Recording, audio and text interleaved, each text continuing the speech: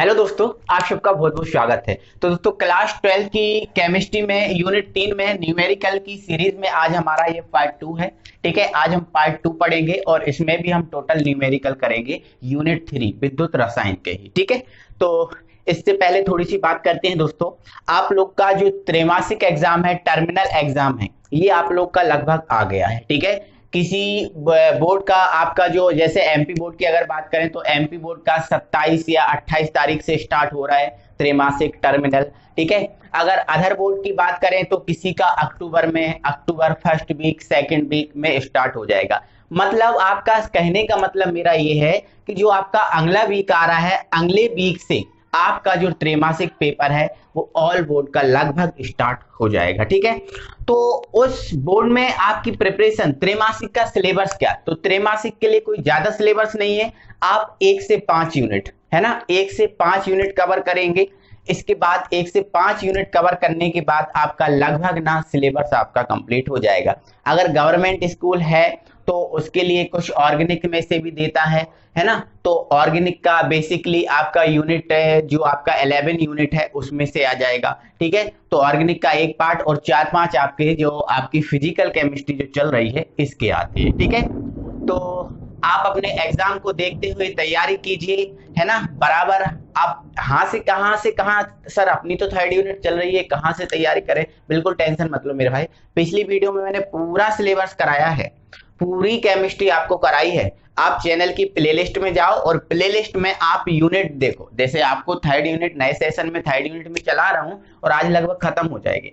बाकी आपको fourth unit पढ़ना है, फिफ्थ पढ़ना है, सिक्स पढ़ना है, सेवेंथ पढ़ना है। आप चैनल की प्लेलिस्ट में जाओ और प्लेलिस्ट में आप यूनिट देखो, है ना, कि केमिस्ट्री की 12th की फोर्थ यूनिट कौन सी है, फिफ्थ कौन सी है, सब आपको अलग अलग से एक एक करके यूनिट मिल जाएंगे। आप जाओ और फुल तैयारी कर लो, कोई प्रॉब्लम नहीं है। ठीक है, इसके अलावा आपको नोट्स की जरूरत है तो नोट्स मेरे भाई मैंने टेलीग्राम पे आपको प्रोवाइड करा दिए हैं। आप टेलीग्राम पे जाओ, है ना, टेलीग्राम से आप ज्वाइन हो, है ना, वहां पर नोट्स मिल जाएंगे, उनको लोड कर लो।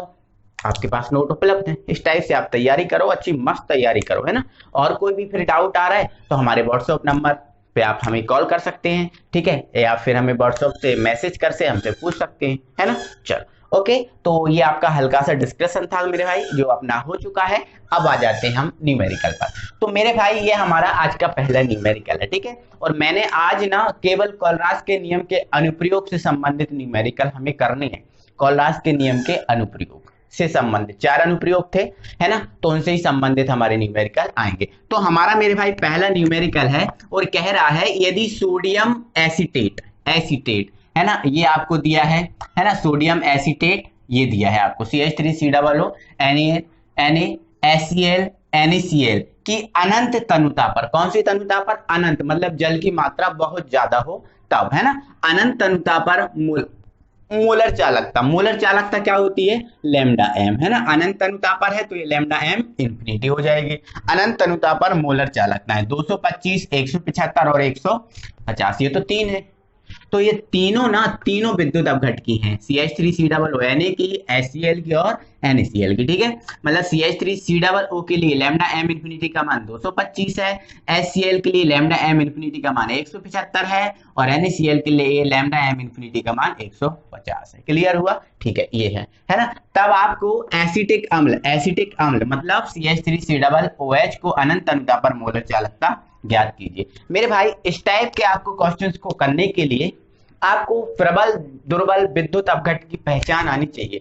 अगर आपको प्रबल दुर्बल विद्युत अपघट की पहचान है तो आप इनको आसानी से कर पाओगे, है ना, नहीं तो आप नहीं कर पाओगे। ठीक है, अब जैसे आपको यदि पता है एसिटिक अम्ल है जो दुर्बल विद्युत अपघट है ना, दुर्बल विद्युत अपघट है, और दुर्बल विद्युत अपघट की आपको अनंत तनुता पर क्या ज्ञात करना है, मोलर चालकता ज्ञात करना है, पता है आपको, है ना। अब यदि पता है, ठीक है, तो ये दुर्बल विद्युत अपघट है और ये आपको प्रबल विद्युत अपघट दिए। तो कोलराज का जो अनुप्रयोग था पहला, वो हमें यही सिखाता है दुर्बल विद्युत अपघट की अनंत तनुता पर मोलर चालकता ज्ञात करना, यही सिखाता है।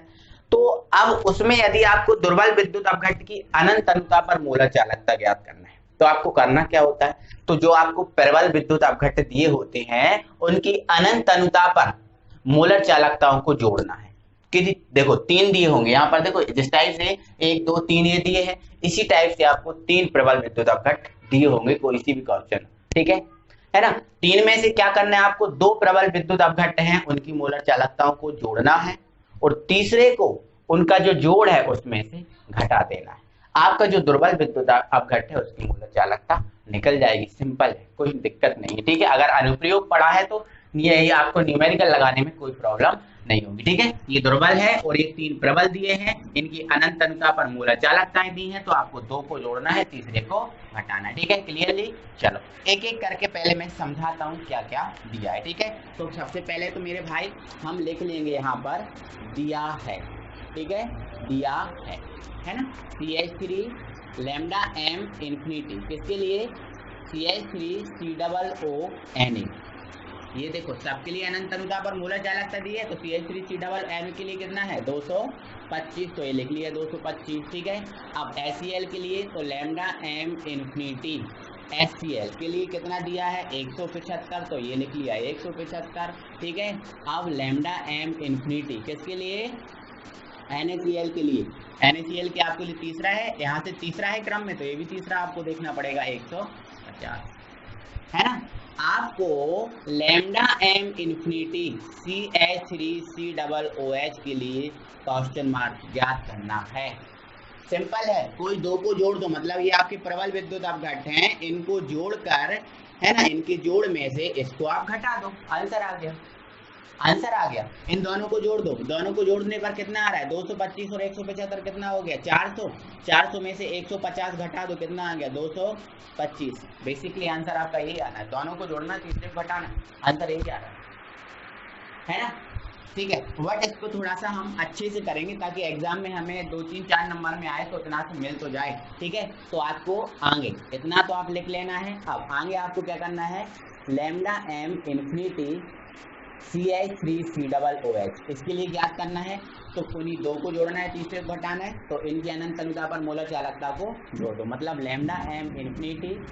CH3COONA, ठीक है, लैम्डा m इंफिनिटी, ठीक है, HCl, इन दो को हमने क्या कर दिया, जोड़ दिया, इन दो को हमने जोड़ दिया। अब आपका जो तीसरा बचा है उसको आपको घटाना है, ठीक है। तीसरा क्या है, लैम्डा m इंफिनिटी किसके लिए, NaCl, इसके लिए आपको घटाना है, ठीक है, कर दो।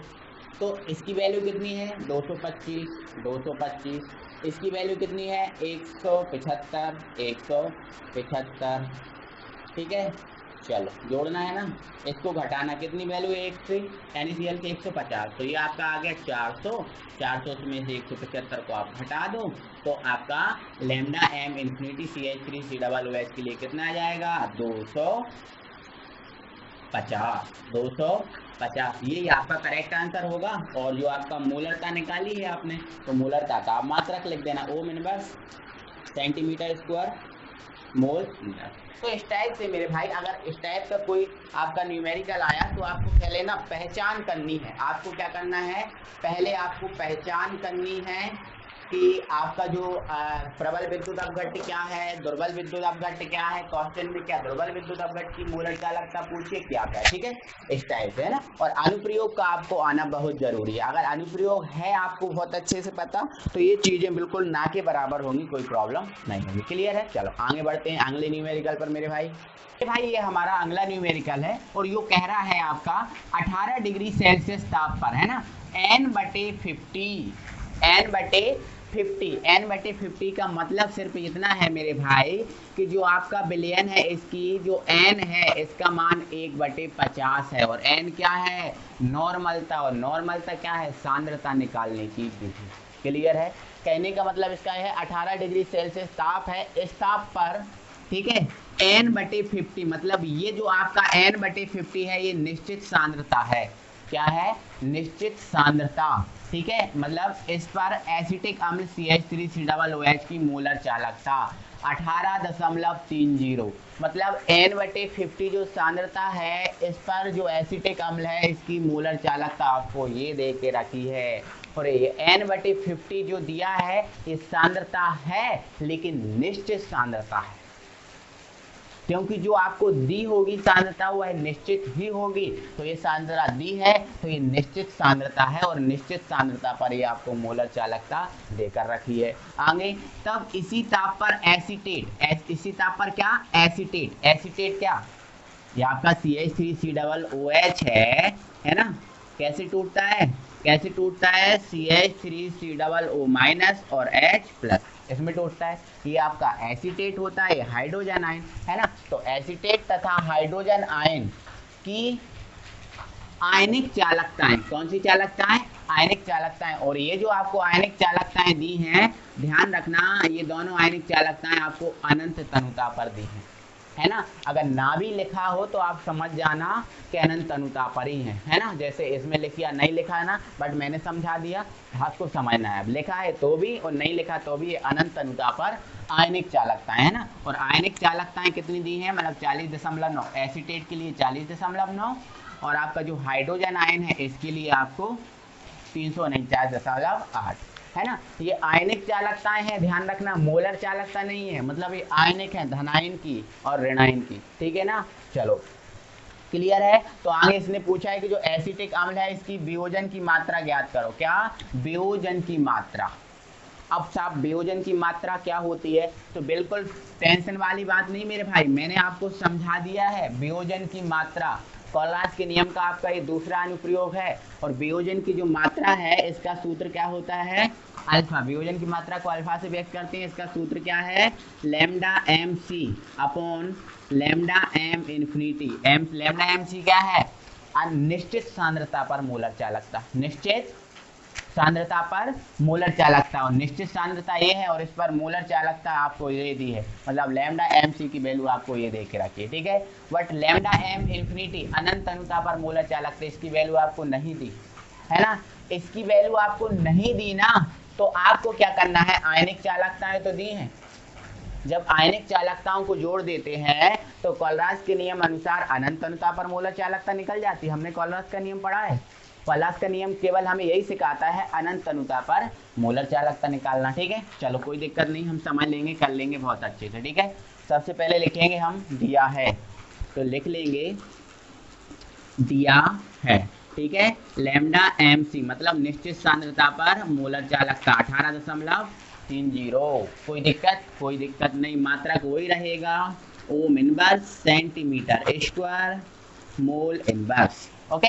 चलो इसके बाद एसीटेट और हाइड्रोजन आयन की आयनिक चालकताएं, मतलब एसीटेट ऋणायन है और हाइड्रोजन आयन धनायन, ठीक है। चलो तो लैम्डा है ना, किसके लिए, प्लस, लेकिन अब प्लस क्यों लिखें, लैम्डा प्लस इन्फिनिटी क्या है, धनायन की आयनिक चालकता है, लेकिन प्लस लिखने की जरूरत नहीं है आप, क्योंकि आपके पास प्लस वाला आयन है, तो आप इसकी जगह क्या लिखोगे, H प्लस, ठीक है। कितनी दी है H प्लस की वैल्यू, H प्लस बाद में दिया है और बाद वाली वैल्यू ये है 349.8, ठीक है। चलो लैम्डा माइनस इन्फिनिटी, माइनस नहीं लिखना क्योंकि आपको माइनस वाला आयन दिया है, ठीक है। तो CH3COO माइनस इन्फिनिटी, इसकी वैल्यू आपको कितनी दी है, पहले दिया है, तो पहले कौन सी वैल्यू दी है, ये मतलब 40.9, ठीक है। इसकी आपको वियोजन की मात्रा निकालना, मतलब अल्फा निकालना है इसके लिए, ठीक है, एसीटेट अम्ल के लिए। कोई दिक्कत नहीं है, सूत्र लगेगा, है ना। तो वियोजन की मात्रा का सूत्र क्या होता है साहब, वियोजन की मात्रा, ठीक है, वियोजन की मात्रा अल्फा का सूत्र क्या होता है, इधर लिख दो, क्या इधर लिख दो, अल्फा बराबर lambda mc upon lambda m infinity, okay. अब सर एक ही इसकी वैल्यू तो दी है बट इसकी वैल्यू नहीं दी है ना, नहीं दी तो कोई प्रॉब्लम थोड़ी है मेरे भाई, आपको पता है ना कोलराज नियम, लैम्डा m इन्फिनिटी बराबर क्या होता है, लैम्डा प्लस इन्फिनिटी और लैम्डा माइनस इन्फिनिटी। ये धनायन की चालकता और ये ऋणायन की चालकता, और धनायन की चालकता आपको ये दी है और ऋणायन की चालकता आपको ये दी है, तो इसकी जगह पहले ये रख लो, कोई प्रॉब्लम नहीं है, तो रख लिया लैम्डा mc अपॉन, इसकी जगह आप ये वैल्यू पुट करो, lambda plus infinity lambda minus infinity. Clear हुआ, कोई दिक्कत नहीं, कोई दिक्कत नहीं साहब। लैम्डा mc की वैल्यू कितनी है 18.30, तो 18.30, यहाँ प्लस वाली की वैल्यू कितनी है, ये है 349.8, माइनस वाले की वैल्यू कितनी है 40.9, 40.9। ओके हो गया, ठीक है। चलो है ना, हम यहाँ पर आ जाते हैं, इधर से कट कर दो एक यहाँ, ठीक है। चलो 18.30 है ना, इन सबको जोड़ लो, 9 8 17, 17 की 7 है ना, 9 0 9 और 10 की फिर 0 आपका हासिल आएगा 1 है ना, 4 और 4 8 और 1 9 और ये 3907, दशमलव एक अंक पहले है ना, ये दशमलव लगाना एक अंक पहले, तो यहाँ पर एक अंक पहले दशमलव लगा दो, ठीक है। चलो इधर देखो, यहाँ का आप दशमलव कितने अंक पहले 2, तो आप 2 दशमलव हटाओ, 2 जीरो बढ़ाओ, यहाँ से 1 हटाओ 1 जीरो बढ़ाओ, ठीक है। 1 0 1 1 0 1 1 0 1 1 0 1 कट गया, आपका क्या बचा 183, इधर आपका 39.07, सॉरी हाँ 07, एक सेकंड, कोई प्रॉब्लम नहीं है मेरे भाई, ठीक है। अब इसमें इससे भाग लगाना है ना, क्या भाग लगाना है बताऊं, चलो बता दे रहा हूँ। ये आपका 183 है ना, ये आपका 183 है, 3907 से भाग लगाना है, 3907, भाग नहीं जा रहा क्योंकि बहुत छोटा पड़ रहा है ना, नहीं जा रहा भाग। अब भाग नहीं जा रहा तो क्या करना चाहिए मेरे भाई, भाग नहीं जा रहा तो आप दशमलव लगा लो, एक जीरो बढ़ा लो। अब जा रहा है क्या भाग, सर अब भी नहीं जा रहा, 1830 है और ये 3904 है, लगभग 4000 है, ठीक है।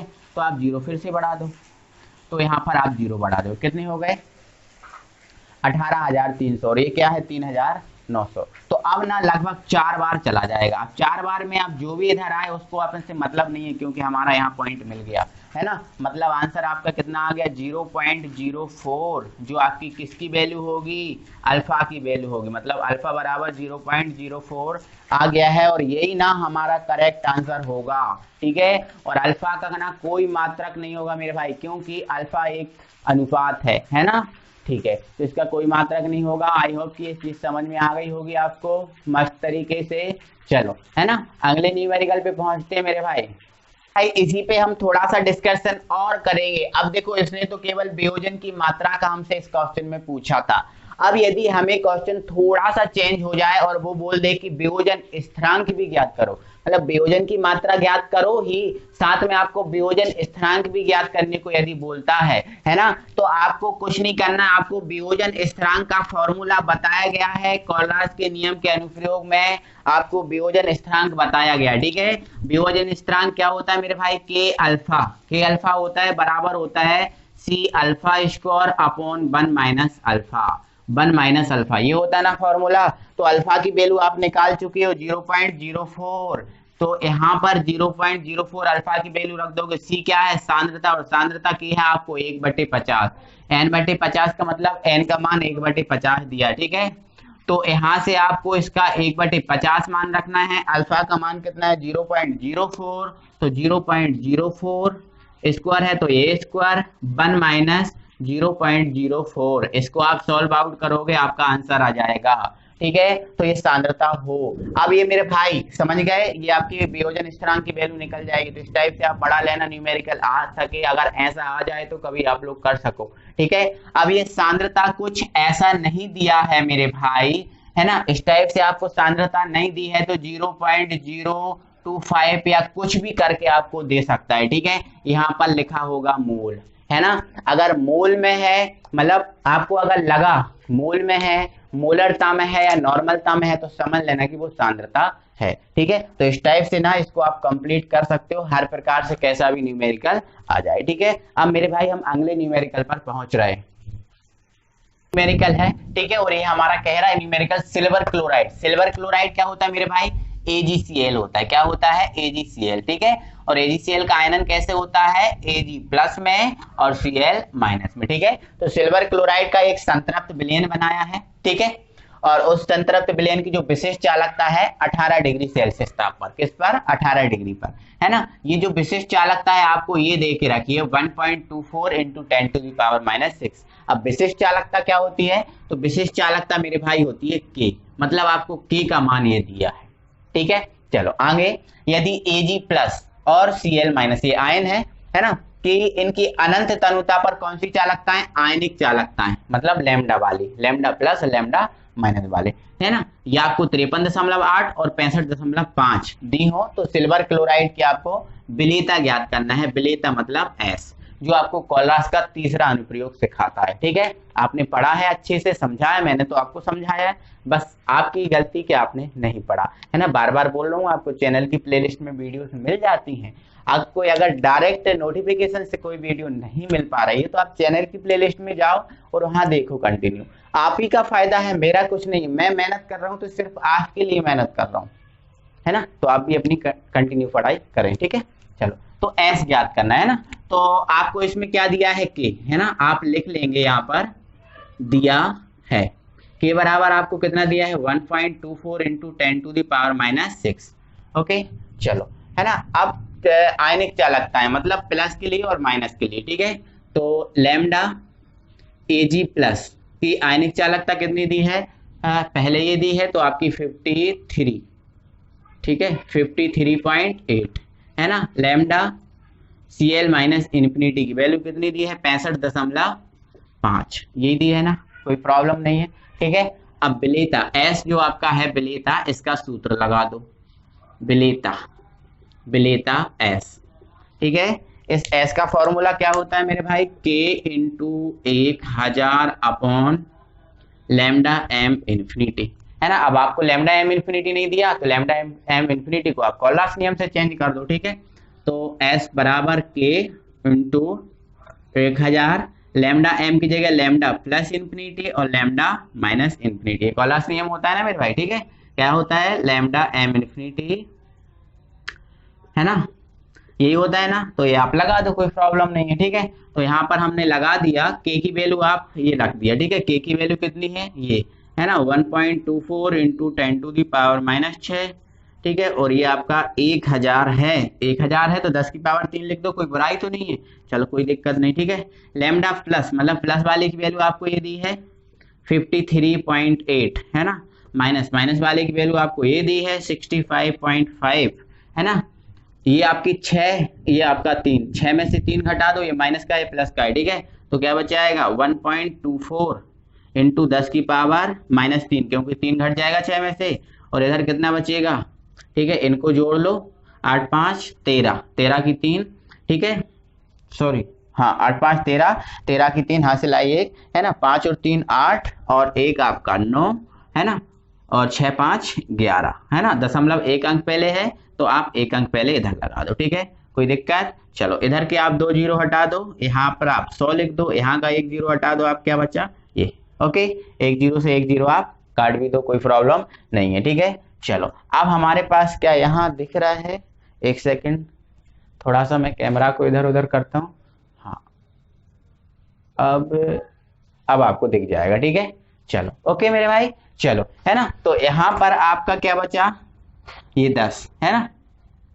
तो यहाँ पर 124, यहाँ 1193, तो ये आपका 124 रहा, ये आपका 1193 रहा। ठीक है, अब ये जीरो जब ऊपर जाएगी तो इसमें से घट जाएगी, ये जीरो जब ऊपर जाएगी तो इसमें से नो घटेगी नहीं मेरे भाई, जुड़ जाएगी, क्योंकि ये लिखा है 10⁻³ और ये ऊपर जाएगा तो 10⁻⁻1, ऐसा बन जाएगा। ठीक है, चलो 124 में आप 1193 से भाग लगाओगे तो 0 पॉइंट आपका कुछ करके आएगा 0.103। ठीक है, 0.103 आप भाग लगा लेना, कोई प्रॉब्लम नहीं है। ठीक है, और 3 और 1 कितना हो गया, 4, 10⁻⁻4, और ये क्या है एस, तो ये आपका एस का फॉर्मूला निकल गया। एस क्या है, सांद्रता निकालने की विधि, तो मात्रा का आप मोल पर लीटर लिख दोगे ना, कोई प्रॉब्लम इसमें नहीं होगी। ठीक है, तो इस टाइप से मेरे भाई हम ये न्यूमेरिकल कर चुके हैं, और ये न्यूमेरिकल लगभग मैंने आपको जो बताए हैं 2 वीडियो में, यहीं से न्यूमेरिकल आपके एग्जाम में आते हैं, इससे बाहर ना आपके न्यूमेरिकल नहीं आएंगे।